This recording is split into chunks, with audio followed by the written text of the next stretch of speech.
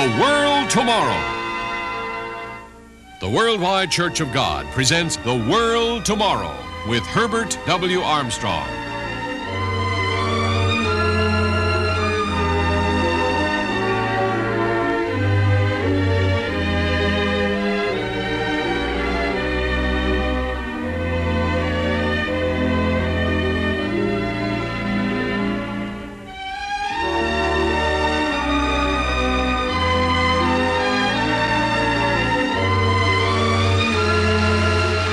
Ladies and gentlemen, Herbert W. Armstrong.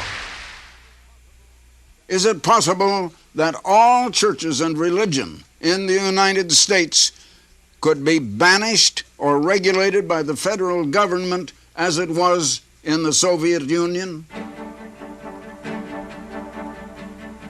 A Wall Street lawyer says in a national magazine that we could lose all religious freedom if the present government course continues. In that article, this lawyer is quoted as saying, increasing attempts to regulate churches are in violation of the Constitution. Now, such an attempt was made January the 3rd, 1979, against the Worldwide Church of God, which sponsors this program.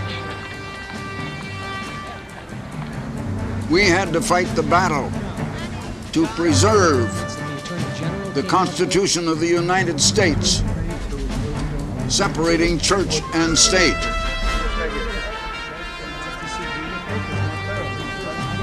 Okay, prove it to your satisfaction.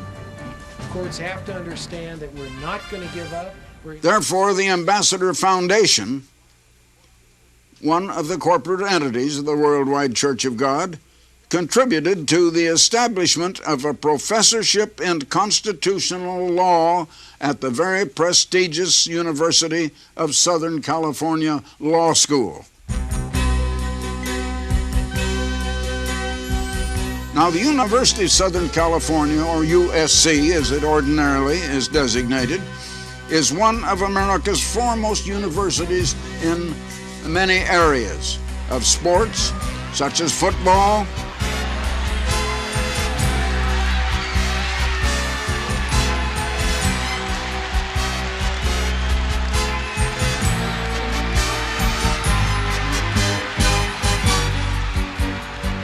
many baseball players in the big leagues are USC graduates who got their baseball training at the University of Southern California.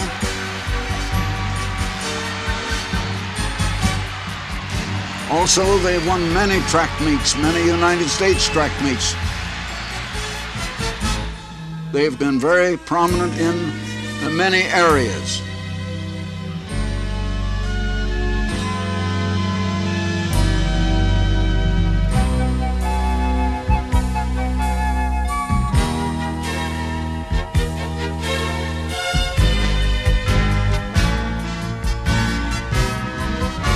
But of all, there is nothing more prestigious than their very famous law school, one of the most prestigious law schools in the United States. Now, on March 31st at USC, a special ceremony was held to establish that professorship.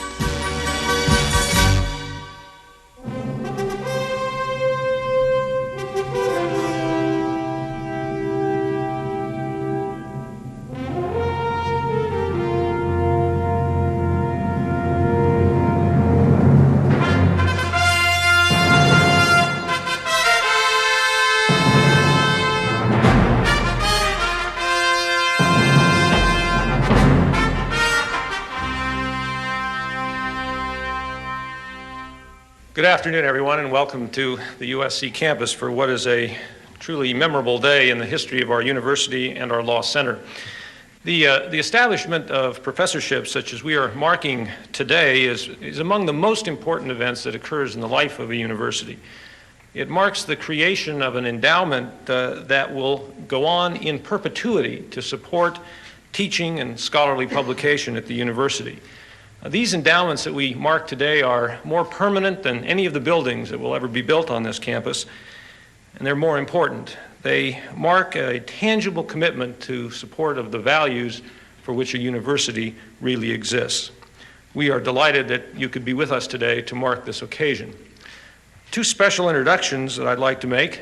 First of all, we are delighted to have back on campus our continuing colleague, although not on a full-time basis, and my predecessor, who was Dean of the Law School when our two honorees today were recruited to the faculty, the Honorable Dorothy Nelson. Dorothy?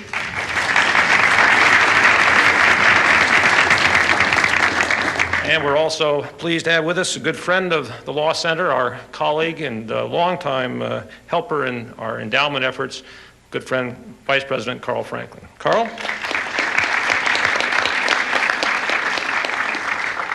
The president of our university is a distinguished scientist and an experienced academic leader.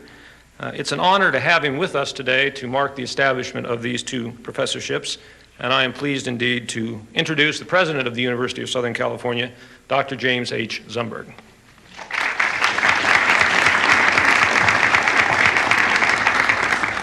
Dean Weiss, Judge Nelson, distinguished guests, honorees. The university ceremonies held to establish formally endowed professorships and to install their holders celebrate and honor the accomplishments of three different groups: the gracious and generous benefactors who provide the endowment for the professorships, the persons for whom the professorships are named, and the renowned and able scholars who are to be installed as the holders of the professorships. We therefore meet to honor three groups of people who are most significant in the life of our university and its distinguished Law Center. It is my privilege and honor to speak about the first two groups, the benefactors and the persons for whom the chairs are named. Their commitment to the future of private university legal education has made this day possible. Now, your program notes tell you a great deal about each of today's benefactors and honorees. I only wish to add a word or two. The university became acquainted with Leon Benwell when a university administrator asked our Vice President for Legal Affairs if we could invest some time and resources in an effort to assist an alumnus in distress. USC has long maintained a close relationship with its alumni, and we were pleased to do what we could to put this person in touch with those who might assist him further. The assistance included such things as working with our attorneys, the Federal Bureau of Investigation, and the government prosecutors in reclaiming what was rightfully Mr. Benwell's.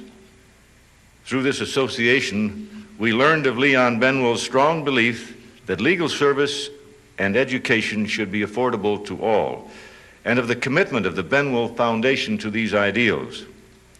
Happily, we were able to recover Mr. Benwell's property, and because of his university's concern over his plight and its part in resolving his difficulties, Mr. Benwell became a generous supporter of our programs, and through his will, he funded the professorship we established today.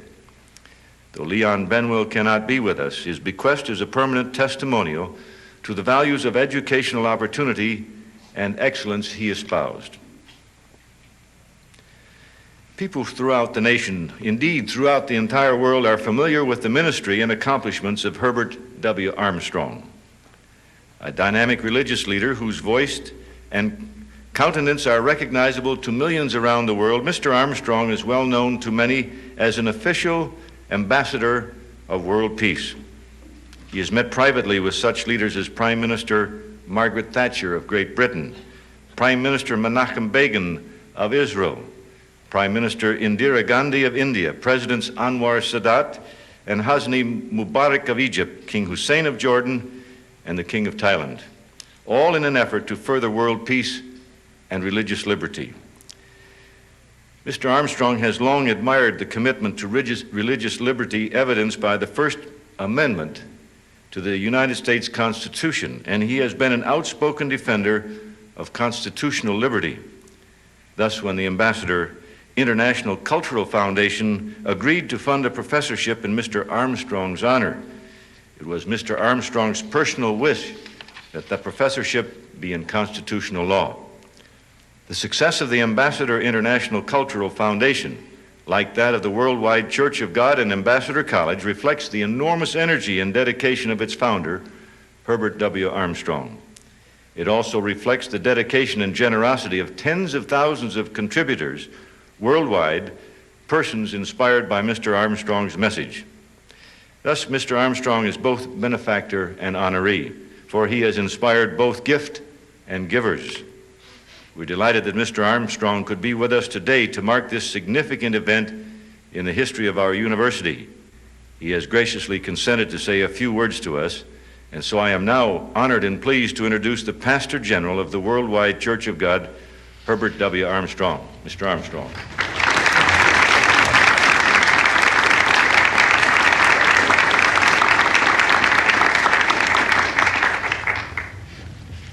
Mr. President, and ladies and gentlemen,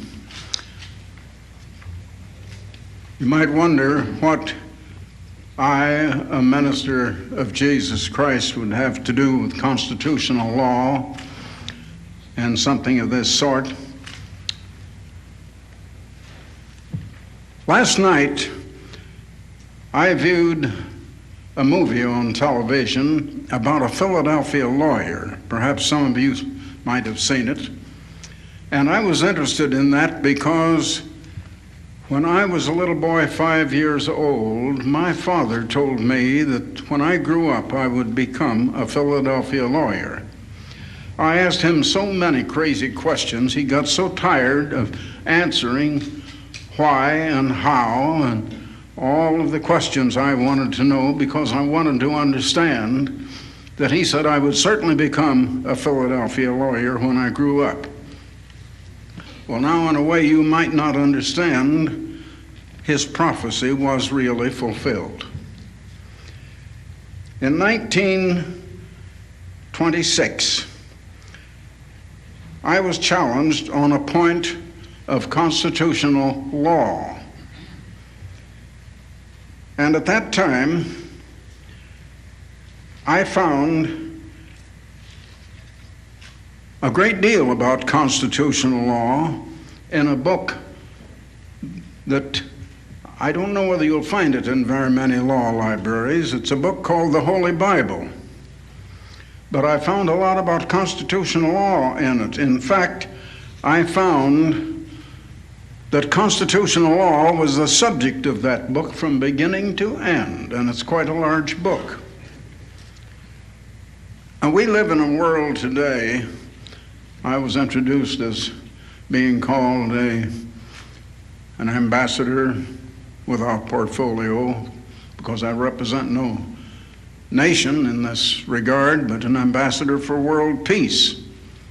And that's true, I do work for world peace. But I found that we live in a very peculiar type of world. A world with a very peculiar paradox. It's a world of absolutely awesome progress and accomplishment, and at the same time, a world of appalling evils and troubles that seem unsolvable, violence, destruction, everything harmful and wrong. It's a world in which people are not getting along with people. And that's why we have constitutional law. That's what our courts and our lawyers are concerned about constantly, adjusting disputes among people. Now, I happen to know all of the members of the World Court of International Justice at The Hague, and I've spoken to them, trying to straighten out difficulties between nations. The unfortunate thing is that that court cannot compel any disputes between nations to be brought before it, and even if disputes are voluntarily brought before it, it has no teeth, it cannot enforce its decisions. However, they have told me that what problems have been brought before them have been followed by the nations concerned, and that at least is encouraging. But why do we find these troubles in the world? It all started at the beginning of the world. The foundation of this world as recorded in this book, which is not highly regarded by higher education in this world, unfortunately. And that records in the incident of the forbidden fruit at the very beginning, at the foundation of this world, that our first parents took to themselves a matter of constitutional law, the knowledge of good and evil. Now, good and evil is a type of knowledge that is not concerned with the building of airplanes or sending men to the moon and back, or producing computers, or the things of modern science. It is concerned with relationships between people and relationships between people and their maker. But the first parents took to themselves the knowledge of good and evil, of deciding what is right and what is wrong. And incidentally, people just didn't agree on what is right and what is wrong. What one thinks is right, another thinks is wrong. And the self motive entered in. And people began to think selfishly. And so a civilization has been built, and based on attitudes of competition. Now, the basic book of constitutional law states that the basis of all law is just a simple word, L-O-V-E, love. I like to translate that, as it is put into practice in the world today, into the word get. And the opposite is the word give. That is, love is the word give, and get is the opposite in the transgression of that law.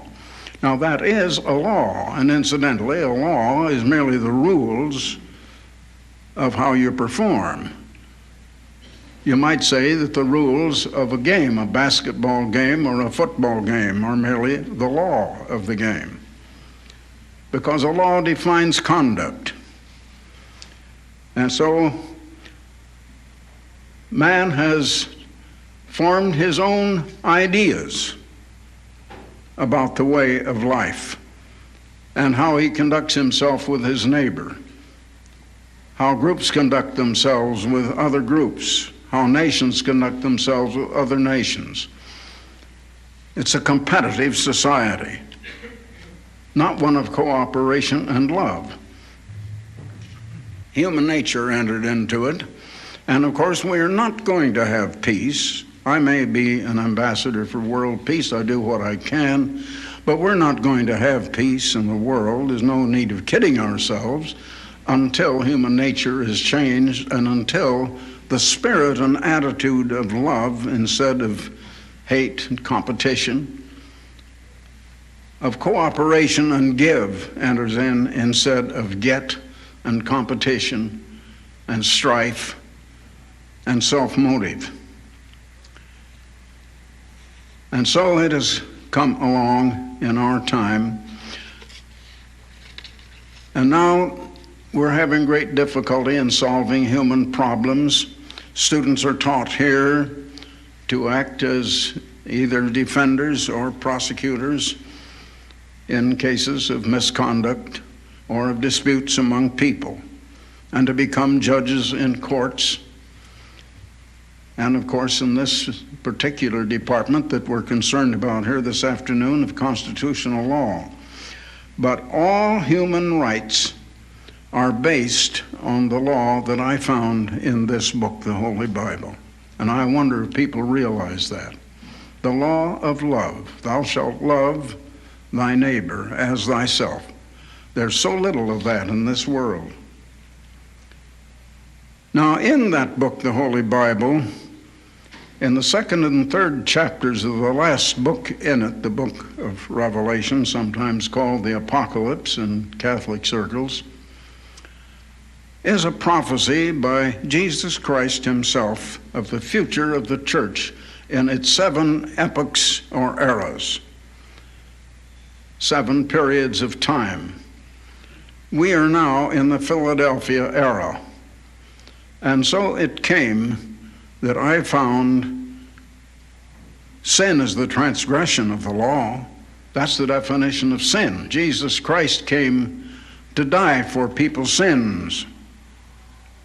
And sin is the transgression of the law. And it all has something to do with law, which is a way of life. I came to be the leader in the Philadelphia era of that church.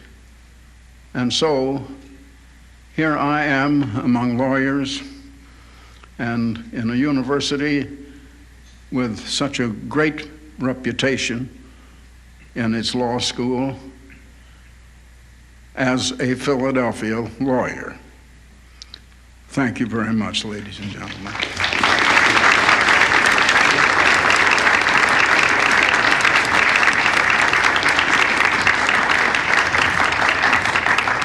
Thank you very much, Mr. Armstrong. I know I speak for my colleagues in the legal profession when I say that we're glad you took other pursuits, because your competition in our business would have been too hard for any of us to handle. You honor us by being here today, sir, and we thank you. You know, I talk to many heads of state all over the world, and I talk to them about world conditions. Right now, the world's #1 problem is that of survival, because the weapons of mass destruction exist that can erase all humanity from the face of the earth for the first time in world history, and that has only been true in, since World War II. In just recent years, it never had happened before. And yet, world peace is coming. I talk with the heads of government. We talk about world peace, and they're all facing problems they're totally unable to cope with. They don't know how world peace will come. And yet many world-famous scientists have said that the only hope for world peace would be one great world nation with one military force only that could bring us world peace. But would it? In the hands of men, it's impossible in the first place, and would it even bring us peace if we had it? I have a booklet I would like to have you read on that line, and that is World Peace, How It Will Come. And you know we're going to have world peace. World peace is coming. But it isn't coming the way people think. I'd like to send you a copy of this booklet. No charge, just gratis, it's free. We have nothing to sell. But we would like to help toward world peace, and we'd like to help inform you of the way world peace is going to come. That's part of our work. It's our contribution to the good of humanity. Now, there's no charge, there's not going to be any request for money whatsoever. Write in for this booklet, this very special booklet. It's brief, you can read it at one sitting, but it's very, very important, and you've never heard anything like it. World Peace, How It Will Come. You need to know about it. Now, at the same time, if you're not already a subscriber, I'd like to send you, without any subscription price, no cost whatsoever, a year's subscription to one of the world's great mass circulation magazines, The Plain Truth. It's a magazine of understanding. It's a magazine that discusses world conditions, the conditions in the world that are taking place, world news, gives you the meaning of world news, what lies ahead. What do the present events portend? What do they really mean? It discusses everything of that kind that we're interested in human living, in the right way of living. Now, here's a recent issue with a picture of Helmut Kohl on the front cover. Inside is the lead article, Germany's Future, Europe's Fate. Considering Europe's fate and Germany's future, they are tied together. Then there's an article on seeing the world through Islamic eyes. How did the people in the Arab world view the rest of the world and world conditions? There's quite an article you need to know on that part of the world. You need to know more about it. Then how to set the world aright is another article. This magazine, The Plain Truth, is just loaded with things about world conditions, about the right way of living to make living happy, more peaceful, more joyful. Now here's one, The Church Struggles for Survival. The History of Europe and the Church.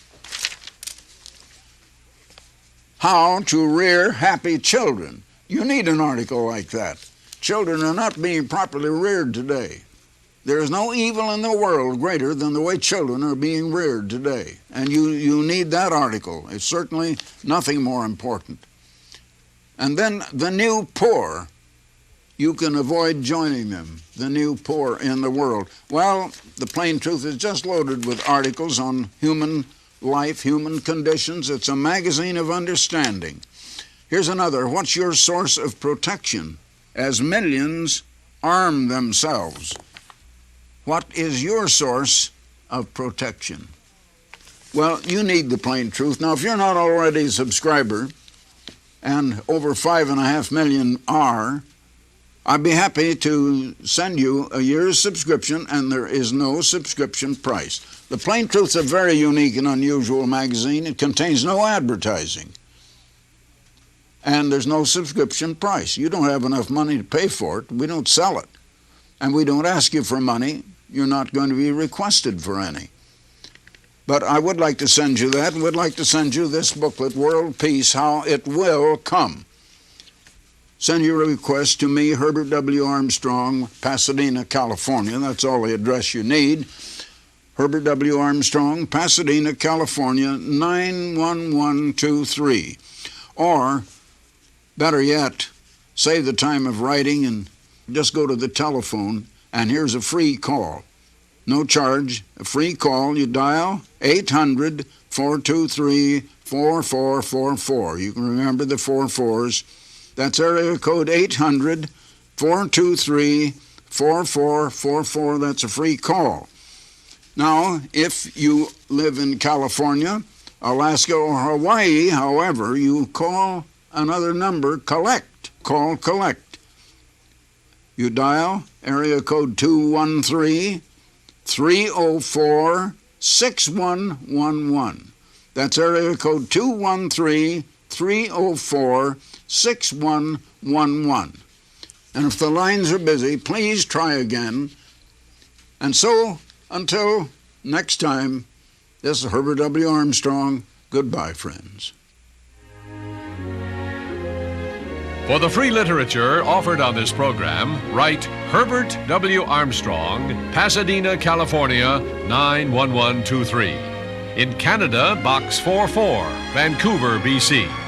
Or in the continental United States, you may call this toll-free number, 800-423-4444. In California, Alaska, and Hawaii, call collect 213-304-6111. If the lines are busy, please try again. The preceding program and all literature were produced and sponsored by the Worldwide Church of God.